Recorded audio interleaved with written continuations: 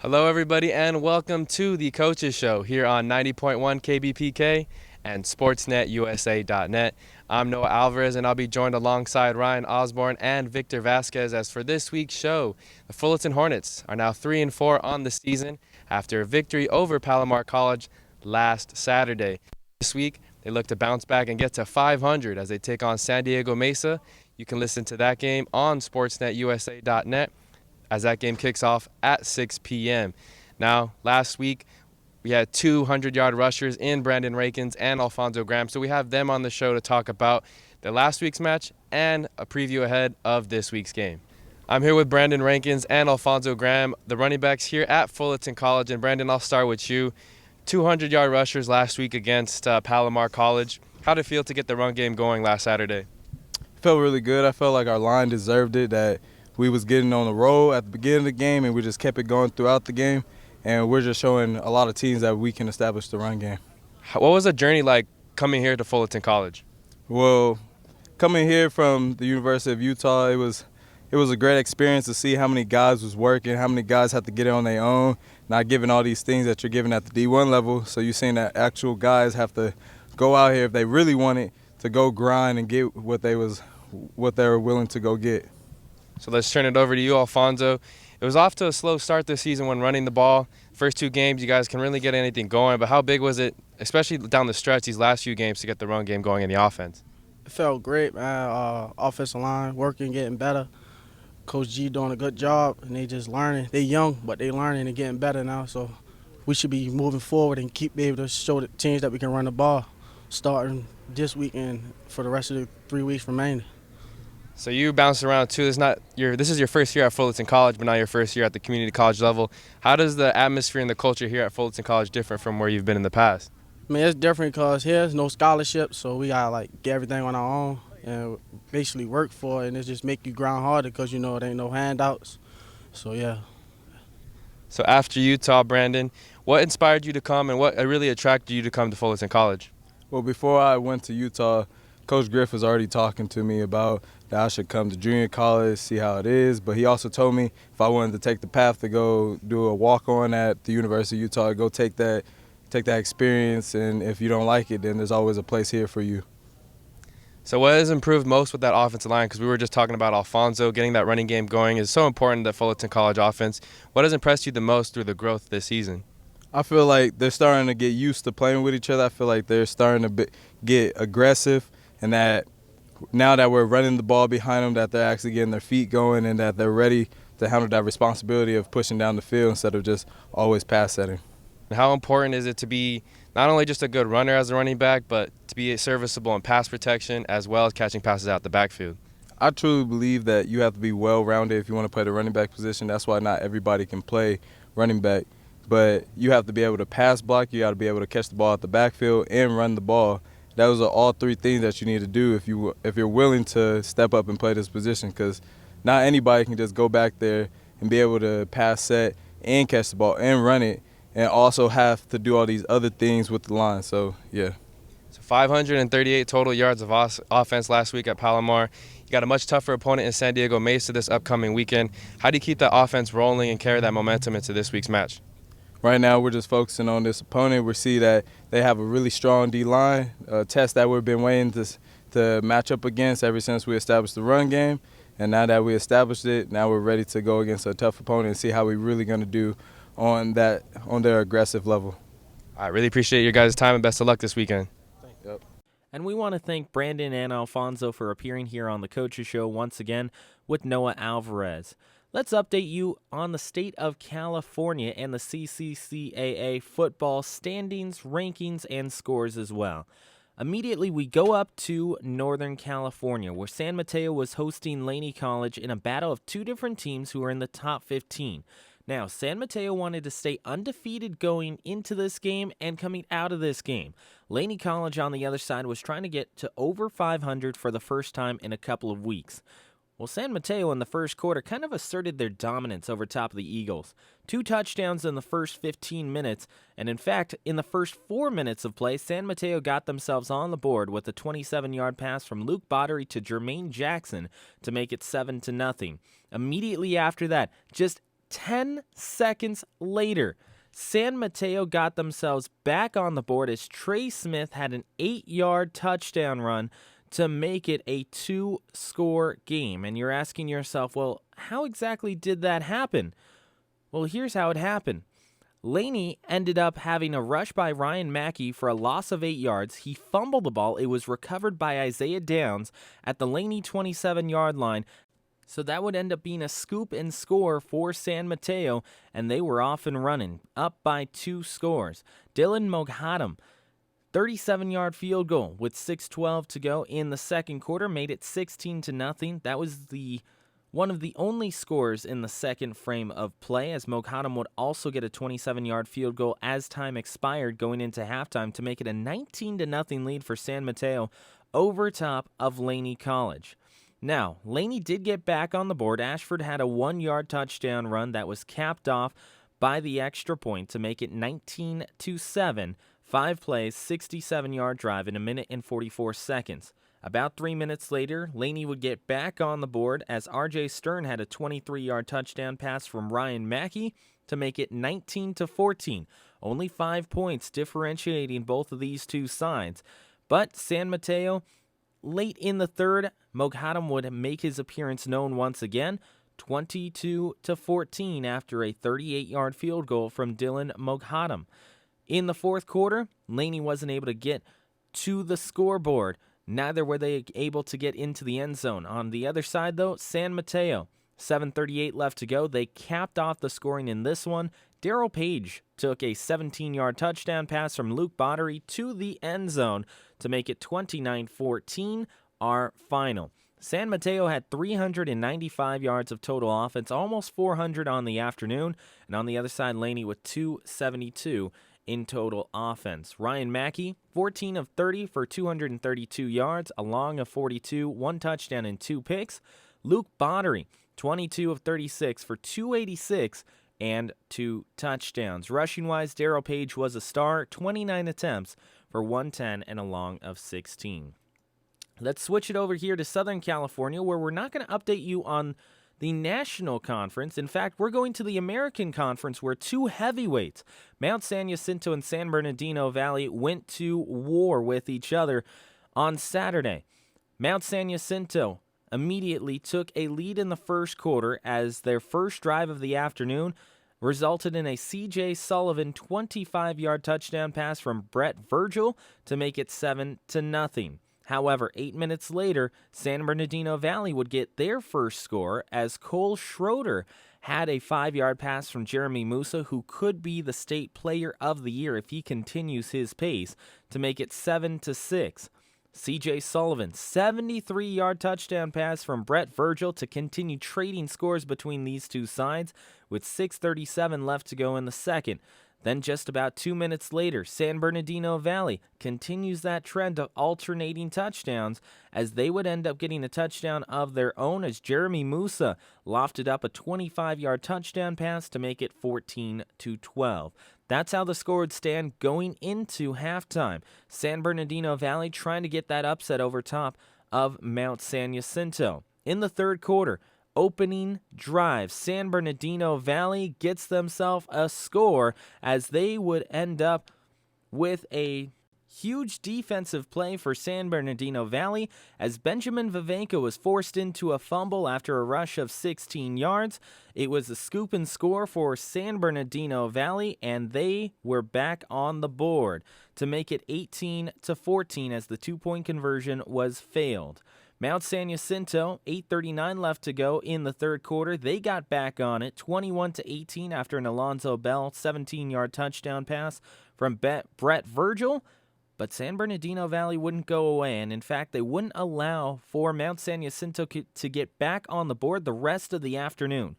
1:44 left to go in the third. Jeremy Musa took it in himself, 24-23, and that would be the lead changer that would end the ball game, as in the fourth quarter, San Bernardino Valley got touchdowns from Tate Pringle twice. A 10-yard touchdown pass and a 20-yard touchdown pass, both from Jeremy Musa, to make it 31-23 and 38-23 the final. San Bernardino Valley, their offense was clicking on Saturday.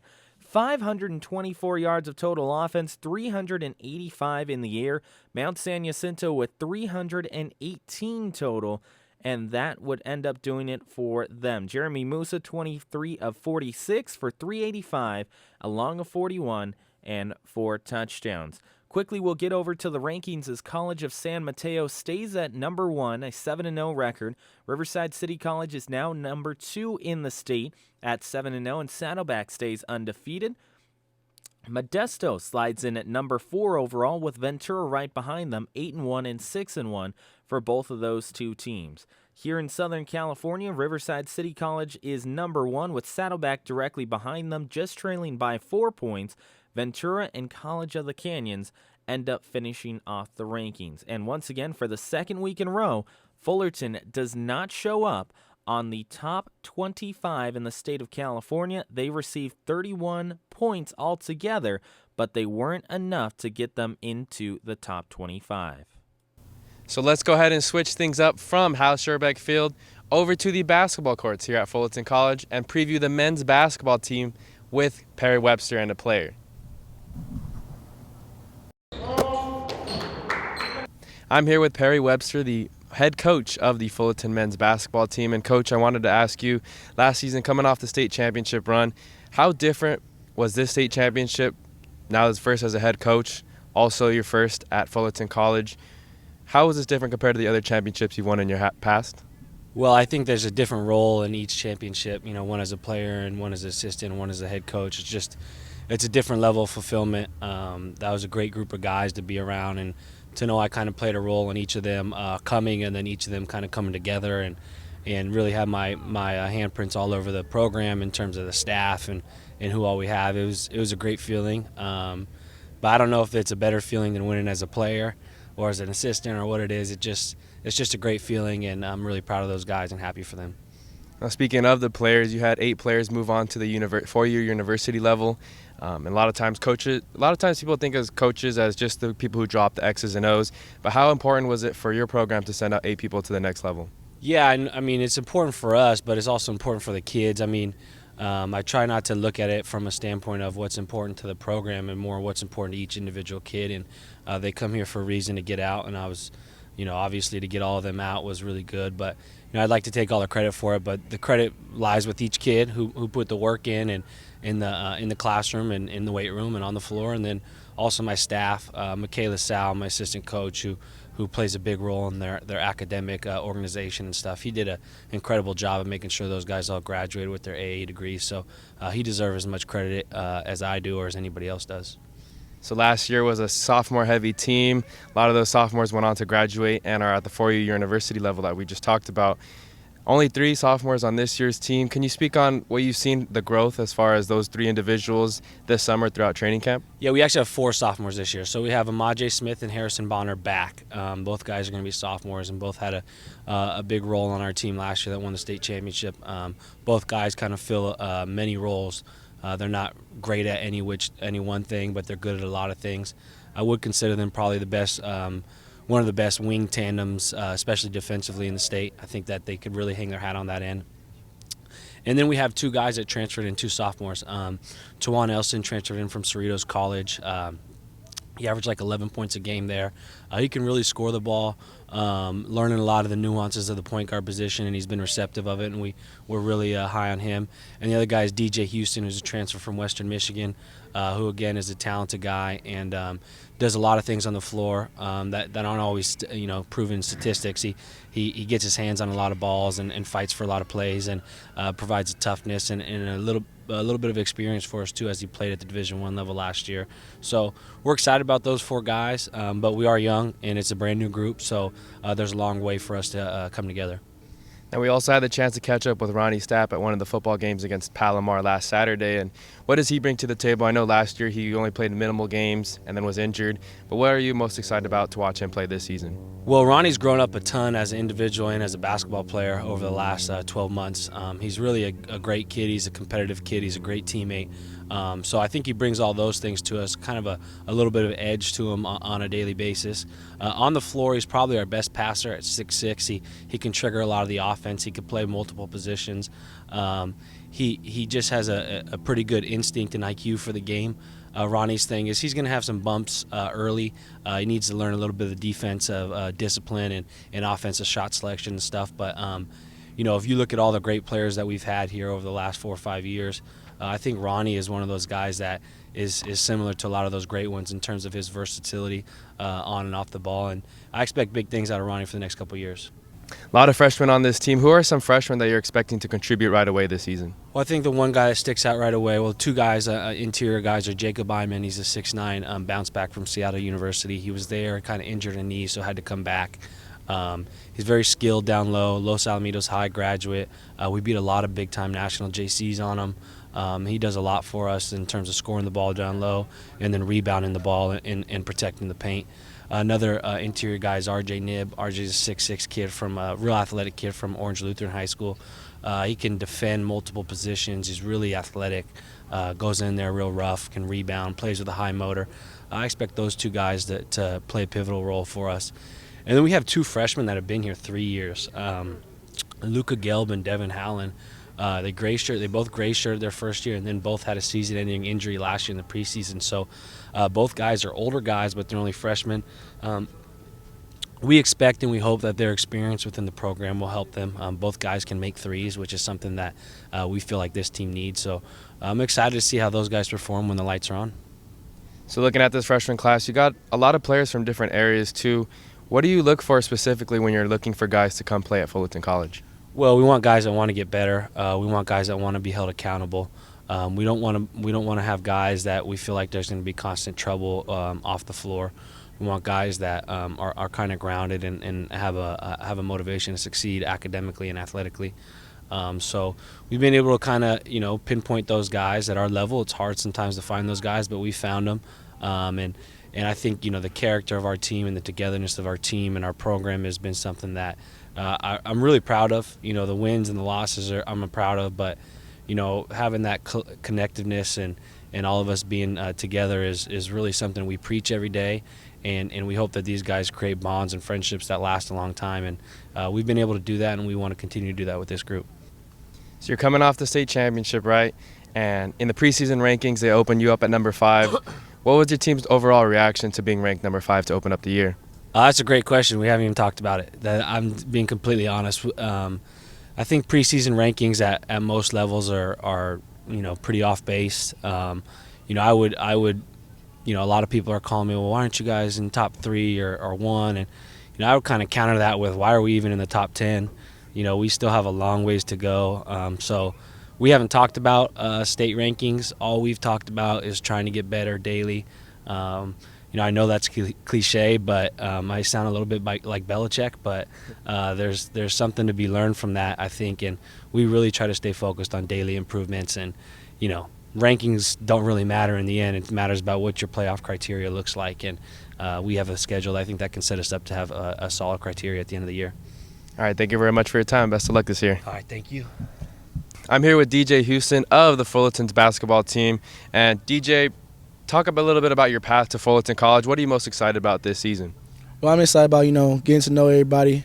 It's a new year. I came from Western Michigan, so meeting new players, knowing the coaching staff, knowing that they came from a state championship, and looking forward to the expectations of getting another one, going back to back, which haven't been done in like a couple of years or like a long time actually, is, something to look up to, look forward to actually. And, I'm just looking forward to the journey and building the team to be the best it could be. So you were a part of a championship team in high school. What are the key ingredients that a championship team needs to, and what are you going to bring to the table for Fullerton this season? A good relationship. I feel like good chemistry, takes you a long way. When you know the principles and know that everybody have their own job and everybody buying into what the goal is and not everybody being selfish, I feel like when we all come as a family and build a good chemistry, it takes us a long way, and no one could actually could compete with that. When it's a good team, it's a good team. Everybody know what they could do to help a team win a game, and we just did that my whole senior year.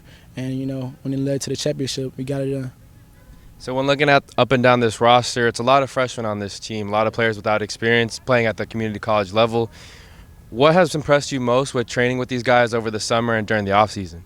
Just the encouragement. Everybody, we'll say we're a family. Everybody call each other my brother. That's my brother right there. We all like to make sure the other person is doing good, and that most impresses me. Everybody want to see the other person get better, and we compete every day. That was the thing Coach Perry preach about every day is compete.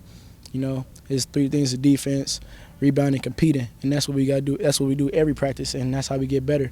And us as a team, the people that are returners that won the championship and then been through that process is helping us out, and we already I feel like we already a step ahead. We already buying into what we got to do. So that's the best thing.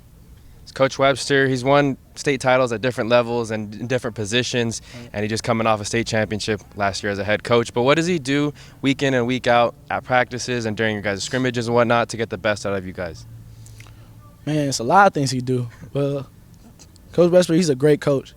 He basically, wants us to be – he know we can't be perfect, but he wants us to be close to it. So, he pressures us, yells at us in a way of encouragement. That I know you can do better. I need you to buy in. He just preaching the things that we need to defend. We need to be better than what we was yesterday. And just the encouragement and know that he believes in us is the best thing you can ask for a coach. So Coach Webster is a great coach when it comes to things like that, where he knows what his players are capable of, and he knows that we could have a chance to win another state championship. So you're originally a California kid, originally from Inglewood, then go play college at Western Michigan, bounce back to Fullerton College. But what attracted you to come back here, specifically to this school? Well, going to Western Michigan, it's in Kalamazoo, Michigan, and then, it was the middle of nowhere. It was cold, and the basketball program was a great experience. But I felt like I needed to get out of that and see if I could get better as a player, and expand my horizon. And I want to come back home, and I came. Coach Webster, the first person to call me, to see if what's my interest in. And first day, I bought in. I love what he was preaching towards me. He wanted me to get better. He wanted me to get out there, and he wanted to win. And that's the best one thing I always wanted to do, just to win. So coming back, 3 things I was thinking about is, coming back home, winning, and, just getting better as a person. So looking at Coach Webster, what role does he have you playing in his offense and defense this year? Defensive-wise, he want me to, be aggressive and, play the ball, but, be smart. I'm the type of player, reach a lot, so he teach me, be more solid and, stay disciplined and, understand our defensive concept. So he makes me make sure I'm the leader in that, make sure I'm the best at that, because that's one of my best things, my best qualities is defending. So he makes sure he holds me accountable to that standard. In an offensive perspective, being a point guard, leading, making sure my teammates know what they're supposed to be doing, make sure I get everybody involved and, take great shots. Not, good shots are good, but, great shots is, separate players, separate point guards, to get your players involved and understand when you can shoot and when you can give it up. So he's really helping me with that. So 2 players returned from last year's state championship team, Amaje and Harrison. Right. What roles have they played in this offseason with helping the younger guys? Oh, man, they're great leaders. Starting with Maje is a great leader. He knows what it takes to win. He was, a key piece of the championship team. So he knows what it takes to, to win the game and know that the small things matter. And that's the thing he preaches to us all the time. He's a great vocal leader where he, make sure he get on us and, yell at us and say, yeah, we got to buy in. So Maji is a great leader at that. And just the vocal standpoint. Harrison, he's a person that just leads by example. That's the person you look at and say, okay, how can I make Coach happy? How can I make winning plays? You look at Harrison, he don't really talk a lot, but he's a great leader and just showing by example and just doing what he got to do to win a game. He's great at that. So those are 2 great leaders that came from the championship team that everybody admire. So who are some other players on this roster that you expect to contribute right away this season? We going Jacob and Tawan. Those 2 guys, are key pieces in our offense and especially, defensively as well. You got Tawan as a really aggressive scorer. Small guard, but he can get into the basket. He got a great handle. He can get to the basket and he can knock down shots. It's a great, a person, a guard that can, bring up the ball, help me out defensively and offensively to, construct a team. So that's the person I look to, aspect of that. And scoring, he's a great scorer. Jacob, he just a dog. He rebounds. He could make some great hook shots. Dunk on somebody if you need him to. He's just a great leader as well. He have a great voice, and I expect him, handle us offensively when we need a bucket. All right, let's go. Let's get Jacob involved. throw inside, he could get us a quick bucket. And those two guys, I say, like, mainly the people I know I would need to rely on. I would need them to, pick their game up if I'm doing bad. And we also got great role players, great shooters. When you come to, like, Devin, you got Stapp, you got a lot of people on the team that, can do great things for us and contribute all the way around from defense to offense. So the team is really solid. Everybody can really play. So I'm really excited. I really appreciate it, DJ, and best of luck this season. Appreciate it. Thank you. We're going to take a quick break here at the Coaches Show and toss it over to Victor Vasquez, who'll be talking a little bit more about the improvements to Hal Sherbeck Field here at Fullerton College. Hello everyone, my name is Victor Vasquez at the Coaches Show. Now the Fullerton College Hornets usually play at Yorba Linda High School, but they've been talking about making a new stadium here on campus for many years. So let's get into the discussion and a few of the updates on where the progress is for the new Fullerton College Stadium. If you're a sports fan, you always remember the first time you saw your favorite team or player live.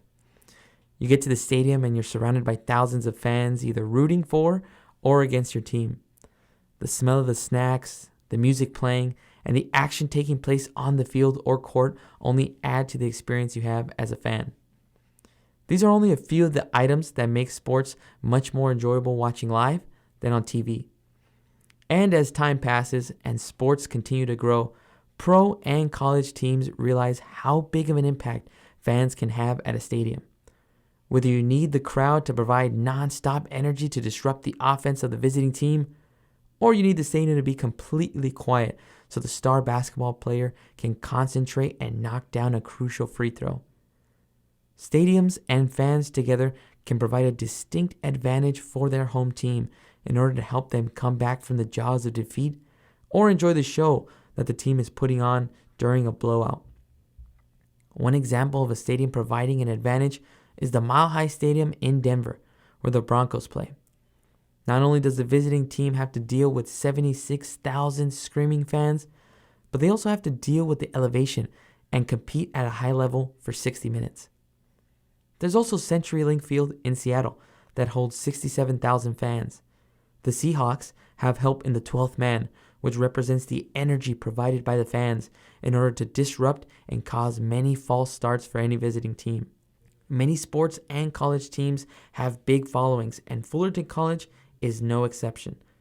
As such, the Hornets are currently in the process of getting a study done on the proposal to build a 4,400-seat football stadium on campus.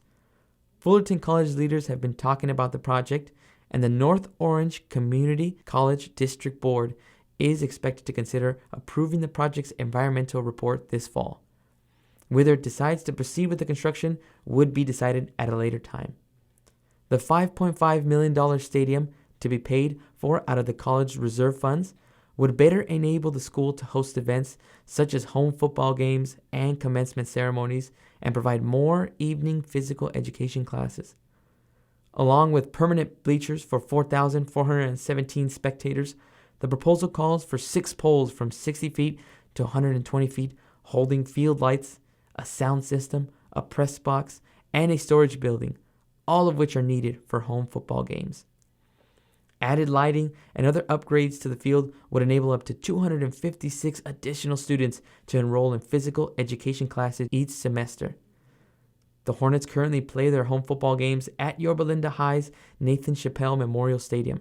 The college can save tens of thousands of dollars a year by not having its football team play 9 miles away in Yorba Linda and not having to rent bleachers for commencement ceremonies.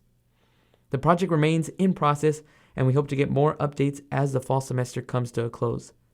For more information regarding the project for our new football stadium here at Fullerton College, please check out the Fullerton College website at fullcall.edu. That's FULLCOLL.edu.